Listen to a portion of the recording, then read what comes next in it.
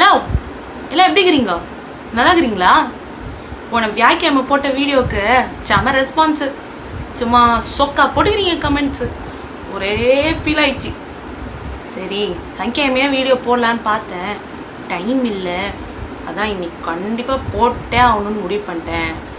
இந்த வீடியோவை இன்னும் இந்த பொண்ணு போன வீடியோ வைக்கும் அனைவருக்கும் வணக்கம் அப்படின்னு ரொம்ப பச்சா பேசின்னு இருந்தது.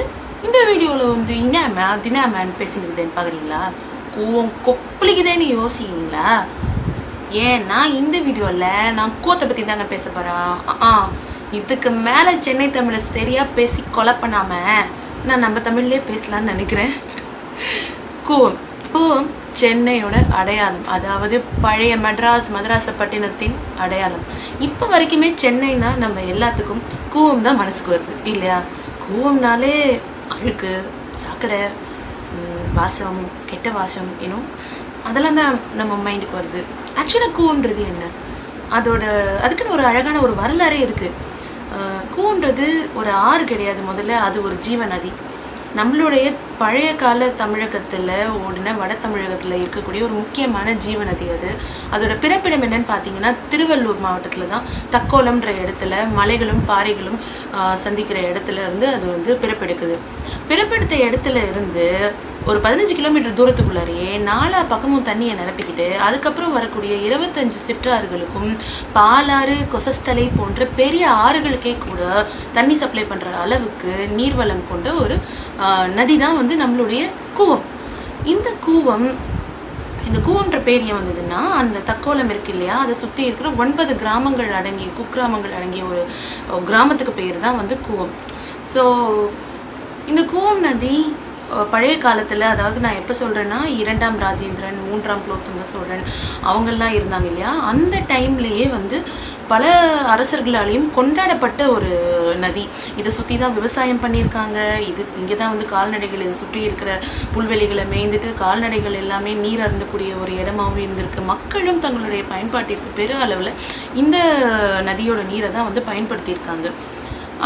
அப்போ பழைய காலத்தில் மட்டும் கிடையாது, இப்போ கூட ப்ரெசென்ட்டில் ஒரு 50 வருஷத்துக்கு முன்னாடி வரைக்குமே பார்த்தீங்கன்னா சென்னை மக்களுக்கு பெருவாரியாக தண்ணீரை வந்து பல விஷயங்களுக்காக கொடுத்துட்டு இருந்த ஒரு நதி தான் வந்து கூவம். சரி, இந்த கூவம் நதி வந்து முற்காலத்தில் வந்து எப்படி பார்க்கப்பட்டிருக்கு அப்படின்னா, மூலிகை அம்சங்கள் மிகுந்த ஒரு நதியாக பார்க்கப்பட்டிருக்கு. அந்த கூவத்தில் குளிச்சா குஷ்டம் போகும் அப்படின்னு ஒரு வழக்கு மொழியே இருந்திருக்கு. அந்த அளவுக்கு மூலிகை அம்சம் பொருந்திய ஒரு நதியில் இருக்க தண்ணி எடுத்து ஆராய்ச்சி பண்ணி அதில் என்னெல்லாம் இருக்குது, என்ன மெடிசினல் வேல்யூ வந்து மக்களோட நோயெல்லாம் குணப்படுத்துதுன்னு நம்ம பார்த்துருக்கணும். ஆனால் ஒரு 50 ஆண்டு காலத்தில் அந்த நதியோட நிலைமையை நம்ம எப்படி மாற்றிருக்கோம்னா, இப்போ கூவம்னு சொன்னாலே எல்லாருக்கும் மைண்டில் வர சாக்கடை அந்த மாதிரியான விஷயங்கள் தோன்ற அளவுக்கும், கூவம்ன்றது ஒரு நதியே கிடையாது, இப்போ இருக்க குழந்தை கூட கூவன சாக்கடை தானேன்னு கேட்குற அளவுக்கும் நம்ம ஒரு ஜீவ நதியை கொடுமைப்படுத்தி கஷ்டப்படுத்தி இன்னமும் ரொம்ப மோசமான ஒரு நிலைமையில் நம்ம வச்சுருக்கோம். இவ்வளவு அழகான ஒரு வரலாறு கொண்ட ஒரு ஜீவ நதி ஏன் இப்போ இந்த ப்ரெசன்ட் சுச்சுவேஷனில் இந்த நிலைமைக்கு வந்துச்சுன்றதை நம்ம பார்த்தோம்னா, நம்ம பண்ண ஒரு விஷயம்தான். நம்ம சென்னையில் வந்து ஆர்டிஃபிஷியல் ஹார்பர் கட்டினாங்க இல்லையா, அந்த ஹார்பர் கட்டின ரீசனே வந்துட்டு இந்த கூவம் இப்போ இருக்கிற நிலைமைக்கு ஒரு முக்கியமான காரணம்னு சொல்லலாம். ஏன்னா நம்ம பே ஆஃப் பெங்காலில் வந்துட்டு கிளாக் வைஸில் வந்துட்டு சாண்டை வந்து மூவ் பண்ணுற ஒரு பேட்டர்ன் இருக்குது. அது வந்து ரொம்ப யூனிக்கான பேட்டர்ன். அது வந்து லிட்டோரல் ட்ரிஃப்ட் அப்படின்னு சொல்கிறாங்க. அதாவது சவுத்துலேருந்து நார்த்துக்கு மணலை வந்து இழுத்துட்டு போகிற ஒரு பேட்டர்ன் வந்து நம்ம பே ஆஃப் பெங்காலில் இருக்குது. ஸோ ஏதாவது ஒன்று இந்த இடத்துல நம்ம தடுக்கிற மாதிரி ஒரு சுவர் மாதிரி எழுப்பணும் அப்படின்னா இந்த சாண்ட் போகிற பாதையை வந்து அது வந்து தடுத்துடும். நம்ம ஹார்பர் கட்டியிருக்கோம் இல்லையா, அந்த ஹார்பர் அப்படிங்கிறது ஒன்றுமே இல்லை, ஒரு தடுப்பு சுவர்.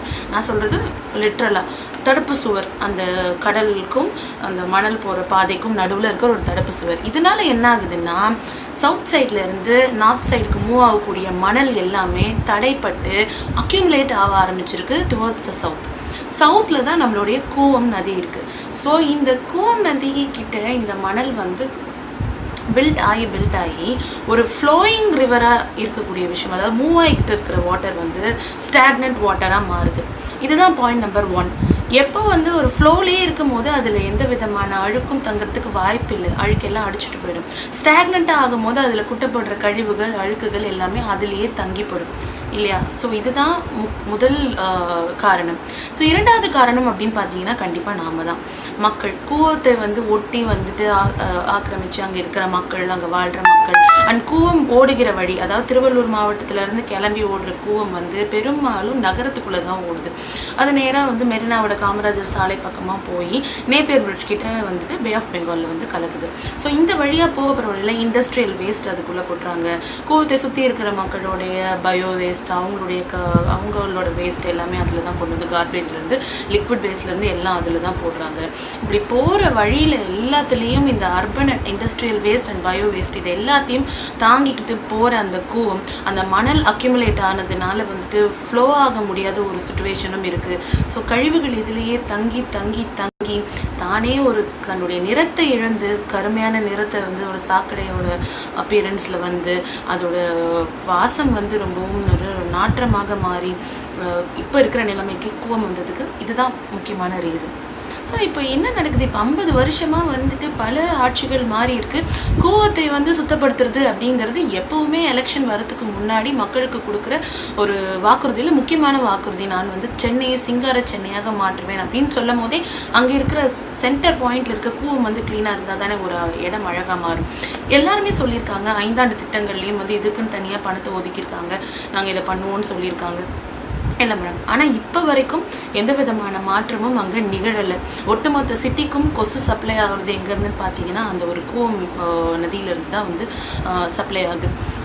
இது இப்படியே தான் இருக்குது. இதை மாற்றுறதுக்கு வழியே இல்லையா அப்படின்னு கேட்டிங்கன்னா நிச்சயமாக இருக்குது. நான் ரீசெண்டாக ஒரு விஷயம் பார்த்தேன். அதில் வந்துட்டு மனுநீதி அப்படின்னு சொல்லிட்டு ஒரு அறக்கட்டளை சார்பில் வந்துட்டு மாணிக்கம் சார் அப்படின்ற ஒருத்தவங்க பேசினது நான் கேட்டேன். அவங்க வந்து என்ன பண்ணுறாங்க அப்படின்னா பயோடைஜஸ்டபிள் செப்டிக் டேங்க்ஸ் அப்படின்ற ஒன்று வந்து இன்ஸ்டால் பண்ணிட்டு இருக்காங்க. என்ன ப்ராசஸ்னால் நம்ம எல்லாருக்கும் தெரிஞ்ச விஷயம்தான். உலகம் ஆரம்பிக்கும் பொழுது இந்த உலகத்தில் வந்து மீத்தேன் வாயு மட்டும்தான் இருந்தது. அதுக்கப்புறம் ஆனரோபிக் பாக்டீரியாவோட க்ரோத்னால தான் அந்த மீத்தேன் வாயு வந்து உட்கொள்ளப்பட்டு CO2 அதாவது கார்பன் டை ஆக்சைடும் ஆக்சிஜனும் இந்த உலகத்துக்கு வந்தது. அப்படி தான் நாம் எல்லாமே வந்து உருவானோம் அப்படின்ற ஒரு தியரி ஒன்று இருக்குது. ஸோ அதுபடி பார்த்தீங்கன்னா ஆனரோபிக் பாக்டீரியாஸ்னால் என்ன? அந்த வகை பாக்டீரியாஸ் வந்து மற்ற சின்ன சின்ன பாக்டீரியாஸ் எல்லாம் வந்து சாப்பிட்டு அழுக்கெல்லாம் அது சாப்பிட்டுட்டு அது வெளியில் ரிலீஸ் பண்ணும். ஆக்சிஜனையும் CO2யும் வந்து அது ரிலீஸ் பண்ணும். ஓகேவா? ஸோ இந்த ஆனரோபிக் பாக்டீரியாஸ் வந்து தண்ணிக்குள்ளே விட்டுட்டோம் அப்படின்னா தண்ணிக்குள்ளே இருக்கிற கழிவுகளையும் அதில் இருக்க அழுக்குகளையும் கெட்ட கெட்ட பாக்டீரியாஸையும் நாற்றத்தை விளைவிக்கக்கூடிய பாக்டீரியாஸையும் அது உணவாக உட்கொண்டு அந்த தண்ணியை வந்து பியூரிஃபை பண்ணிடும்.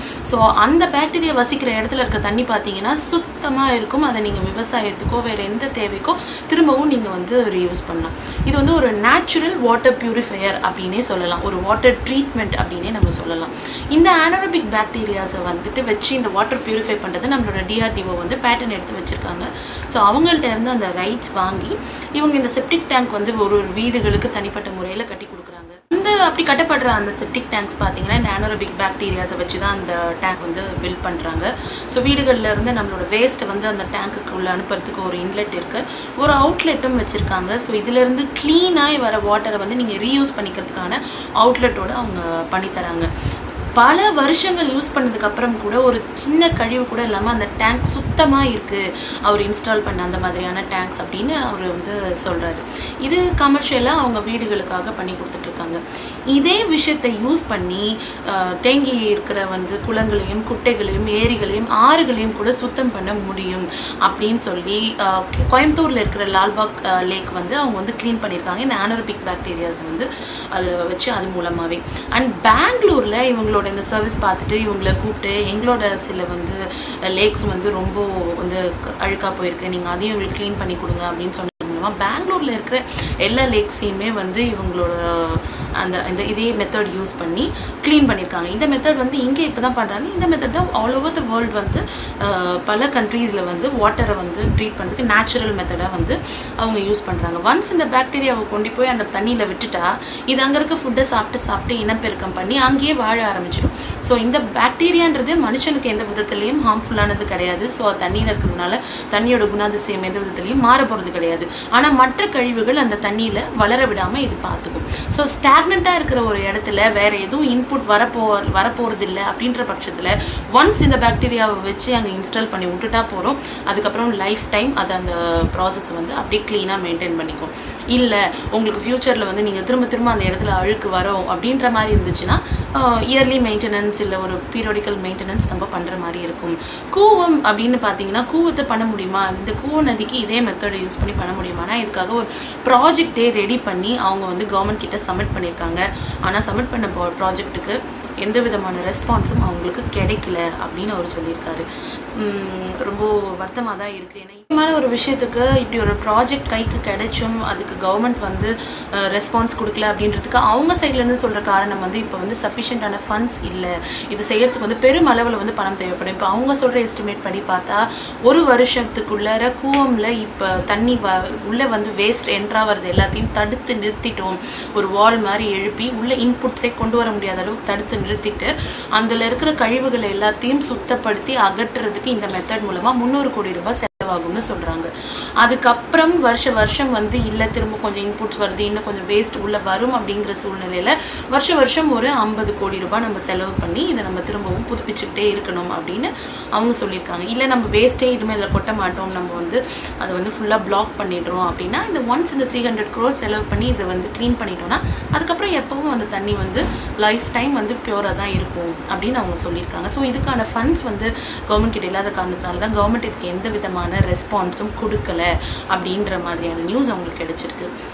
இது வந்து இப்போ பார்த்தோம்னா சரி, இப்போ ஒரு ட்ரீட்மெண்ட் இருக்குது, இதை நம்ம பண்ணால் கூவம் சரியாயிடும். ஆனால் இதை பண்ணினா மட்டும் போதுமா? இதையும் தாண்டி நம்ம பிரச்சனையோட ரூட் காஸ்க்கு போய் நம்ம அதை டீல் பண்ணால் மட்டும்தான் இதுக்கான பெர்மனண்ட் சொல்யூஷன் கிடைக்கும். இது ஒரு வருஷத்துலேயோ இல்லை ஒரு 2 வருஷத்துலேயோ செய்து முடிக்கக்கூடிய இல்லை அச்சீவ் பண்ணக்கூடிய விஷயம் இல்லை. இது மனிதர்கள்கிட்டேருந்தே வரக்கூடிய ஒரு மாற்றத்தை வந்து நிச்சயமாக எதிர்பார்க்கும். நம்ம வந்து அங்கே கூவத்தை சுற்றி இருக்கிற மக்களோட இடத்தை வந்து பெயர்த்து அவங்களுக்கு வந்து வேறு இடம் சேஃபான இடத்தை கொடுத்துட்டு கவர்மெண்ட் அந்த இடத்த வந்து நல்ல ஒரு பெரிய ஒரு வாக்கிங் ஏரியா மாதிரியோ இல்லை சபர்மதி ரிவர் ஃப்ரண்ட்டில் பண்ணியிருக்காங்க இல்லையா, அந்த மாதிரியான ஒரு விஷயத்தையோ பண்ணி அங்கே வந்து இப்போ அகலமான வாக்கிங் ஏரியாஸ் போட்டு பெரிய சுவர் எழுப்பி எந்த விதத்துலேயும் வேஸ்ட் வந்துட்டு லிக்விட் வேஸ்ட்டோ இல்லை சாலிட் வேஸ்ட்டோ ஆறுக்குள்ளே கலக்காத மாதிரி அவங்க வந்து பார்த்துக்கிறதுக்கு கவர்மெண்ட் வந்து இது ஸ்டெப்ஸ் எடுக்கணும். அண்ட் அந்த மக்கள் வந்து வேறு இடத்துக்கு போனாலும் இல்லை சுற்றி இன்னும் அங்கே இருக்கிற மக்களோ இல்லை ஆறு ஓடுற வழியில் இருக்கிற மக்களோட வீடுகள் இருக்கிற இடங்கள்லையோ வேஸ்ட் மேனேஜ்மெண்ட்டுக்கு நம்ம வாட்டர் ட்ரீட்மெண்ட் பிளான்ஸ் நிறையா நம்ம வந்து உருவாக்கணும். நம்மக்கிட்ட அது இன்சஃபிஷியண்ட்டாக தான் இருக்குது. அதே மாதிரி கார்பேஜ் கலெக்ஷன் அண்ட் ரீசைக்ளிங் பண்ணுற பிளான்ஸும் வந்து இன்னும் நம்ம நிறையா வந்து கான்சென்ட்ரேட் பண்ணணும். ஸோ இதெல்லாம் பண்ணி வேஸ்ட் வந்து எந்த விதத்துலேயும் வெளியிலையும் இல்லாமல் ஆறுலேயும் கலக்காமல் ப்ராப்பராக ட்ரீட் பண்ணப்பட்டு ரீசைக்கிள் பண்ணப்பட்டு திரும்பவும் டீகம்போஸ் பண்ணப்பட்டால் மட்டுமே தான் இதுக்கு ஒரு பெர்மனன்ட் சொல்யூஷன் நம்ம கிடைக்கும். இதுக்கு அரசாங்கமும் சரி மக்களும் சரி பெரிய அளவில் நம்மளுடைய சப்போர்ட்டை நம்ம வந்து கொடுக்கணும். இப்போ கூவத்தை மீட்டெடுக்கிற பொறுப்பு நம்மக்கிட்ட தான் இருக்குது. நம்ம எல்லாருக்கும் அதில் ஒரு பங்கும் இருக்குது. இதுக்கு முன்னாடி ஜல்லிக்கட்டில் ஒரு வாயில்லா ஜீவன், ஒரு நாட்டு மாடு, நம்மளோட கல்ச்சுரல் ஹெரிட்டேஜ் அது அழிஞ்சிடக்கூடாதுன்ற ஒரு விஷயத்துக்காக ஒட்டுமொத்த தமிழ்நாடுமே வந்து போராடி அந்த போராட்டத்தை வந்து ஒரு வரலாற்று சிறப்புமிக்க தான் மாற்றினோம் இல்லையா? அந்த மாதிரி ஒரு விஷயம் இப்போ இந்த கூவ நதியை மீட்டெடுக்கிறதுக்கும் தேவை. இந்த நதி ஒரு அவல நிலையில் இருக்குது, இதை தூய்மைப்படுத்தணும். மீண்டும் அதில் வந்து கழிவுகள் கொட்டாமல் நம்ம வந்து தடுக்கணும். இண்டஸ்ட்ரியல் வேஸ்ட் அதில் வந்து வராமல் நம்ம பார்த்துக்கணும். ஸோ சிட்டியில் ஜென்ரேட் ஆகக்கூடிய மொத்த கழிவுகளையும், அதாவது liquid waste, solid waste, bio waste, இது எல்லாத்தையும் ட்ரீட் பண்ணுறதுக்கு ப்ராப்பரான வாட்டர் ட்ரீட்மெண்ட் பிளான்ஸோ இல்லை ஒரு வேஸ்ட் ரீசைக்ளிங் பிளான்ஸோ வந்துட்டு இன்னும் போதுமான அளவு வந்து நம்ம நிறுவனம். கவர்மெண்ட் வந்துட்டு இந்த ரிவர் கிளீனிங் ப்ராஜெக்ட்டுக்கு வந்துட்டு நம்மளுக்கு வந்து பெர்மிஷன் மட்டும் கொடுத்தாலே இதை எடுத்து செய்யறதுக்கு வந்து தன்னார்வ தொண்டு நிறுவனங்கள் நிறைய பேர் இங்கே இருக்காங்க. மக்களும் அவங்களுக்கு சப்போர்ட் பண்ண தயாராக தான் நிச்சயமாக இருப்பாங்க. ஸோ கவர்மெண்ட் கிட்ட வந்து பெர்மிஷன் நம்மளுக்கு கிடைக்கணும். இந்த நதியை வந்து தூய்மைப்படுத்தணும். பழைய நிலைக்கு இதை கொண்டு வரதுன்றது நம்மளுடைய அடையாளத்தை நம்ம வந்து மீட்டுக்கிறதுக்கு சமம். நம்ம இந்த நதி வந்து சுத்தமாயிடுச்சுன்னா யோசிச்சு பாருங்கள். கூவம் நதி வந்து நல்ல தூய்மையான நதியாக மாறி அங்கே படகு விட்டோம் அப்படின்னா சைட்லெலாம் செடிகள் நட்டு அது வந்து லண்டனில் இருக்கக்கூடிய தேம்ஸ் நதியை விட பார்க்குறதுக்கு ரொம்ப அழகாக இருக்கும். இது யோசிச்சு பார்க்கும்போதே ரொம்ப சந்தோஷமாக இருக்குது. சென்னை வந்து அப்போ மட்டுமே சென்னை வந்து சிங்கார சென்னையாக மாறும். மெட்ரோ ரயில்னாலேயோ இல்லை வேறு எந்த விஷயத்தினாலையும் கிடையாது. ஒட்டுமொத்த சுற்றுச்சூழலும் வந்து தூய்மையாக இருக்கணும். அண்ட் கூவத்தை சுற்றி வாழும் மக்களோட வாழ்க்கையையும் நம்ம யோசித்து பார்க்கணும். இந்த நாற்றத்துலேயும் இந்த கொசுக்களின் இதுலேயும் இந்த அழுக்குலையும் கூடவே வாழ்கிற அந்த மக்களுடைய உடல் நலம், அங்கே இருக்க குழந்தைகள் பெரியவர்களுடைய உடல் நலம் எல்லாம் எந்த அளவுக்கு கெட்டு போகும், அவங்களுக்கும் ஒரு சேஃபான ஒரு இடத்த வந்து அவங்க வாழ்கிறதுக்கும் நம்ம ஏற்படுத்தி கொடுக்க முடியும். இதனால் இதையும் வந்து நம்ம கவர்மெண்ட் வந்து கன்சிடர் பண்ணணும். இப்படி ஒரு நதியை வந்து மீட்டெடுக்கிறது அப்படிங்கிறது சாதாரண விஷயம் இல்லை தான், இது கஷ்டம்தான், ஆனால் முடியாதது கிடையாது. ஸோ இது எல்லாரோட மனசுலேயும் ஒரு இந்த வீடியோவில் நான் சொன்ன விஷயங்கள் இப்போ நீங்கள் கேட்குறீங்க அப்படின்னா இதுக்காக உங்களுடைய சப்போர்ட் நீங்கள் கொடுக்கணும். ஸோ ப்ளீஸ் கூவத்தை வந்து காப்பாற்றுங்கள். கூவம்ன்றது ஒரு அழகான நதி. இனியேனும் கூவம்ன்ற வார்த்தையை கேட்டால் நம்மளுக்கு சாக்கடையோ அழுக்கோ துர்நாற்றமோ ஞாபகம் வரக்கூடாது. நம் பிள்ளைகளுக்கும் அது வந்து நல்ல முறையில் வந்து கூவத்தை பற்றி நம்ம தெரியப்படுத்தணும். தயவுசெய்து இந்த விஷயத்தை வந்து எல்லாருமே கன்சிடர் பண்ணுங்கள். சேஃப் கூவத்தை காப்பாற்றுங்கள். இதை வந்து முடிஞ்ச அளவுக்கு உங்களுக்கு தெரிஞ்ச எல்லாருக்கிட்டேயும் ஷேர் பண்ணுங்கள். இப்போ நம்ம பண்ணலைன்னா இதுக்கப்புறம் எப்போவுமே பண்ண முடியாது. ஏன்னா 2015 ஃப்ளட்ஸ் வந்தப்போ வருண பகவானே கூவத்தை வந்து க்ளீன் பண்ணார் ஒரு தடவை நம்மளுக்காக. அடிச்சுட்டு போன வெள்ளத்தில் எல்லா அழுக்கும் ஓடி ரொம்ப வருஷத்துக்கு அப்புறம் கூவம் வந்து பார்க்குறதுக்கு ரொம்ப தூய்மையாகவும் அழகாகவும் தெரிஞ்சுது. ஆனால் ஒரே வாரம் தான் திரும்ப அந்த இடத்துல எல்லா குப்பையும் கொண்டு வந்து கொட்டி கூவத்தை பழைய நிலைமைக்கு கொண்டு வந்துட்டோம். வருண பகவான் அவர் வேலையை நம்மளுக்கு ஒரு தடவை சரி ஒரு சான்ஸ் கொடுப்போம்னு செஞ்சு காட்டினாரு. அப்போவே இன்னும் நம்ம முழிச்சுக்கிட்டு வேஸ்ட் உள்ளே வராமல் இருக்கிறதுக்கு என்ன பண்ணணும்னு பண்ணியிருக்கணும். ஆனால் நம்ம பண்ணலை. ஆனால் இப்போ இது நம்மளோட டர்ன், நம்ம தான் செய்யணும். நிச்சயம் நம்ம எல்லாரும் செய்ய முடியும் அப்படின்ற நம்பிக்கையோடு இந்த வீடியோவை நான் முடிச்சுக்கிறேன். இவ்வளோ நேரம் வீடியோ பார்த்த எல்லோருக்கும் என்னுடைய மனமார்ந்த நன்றி.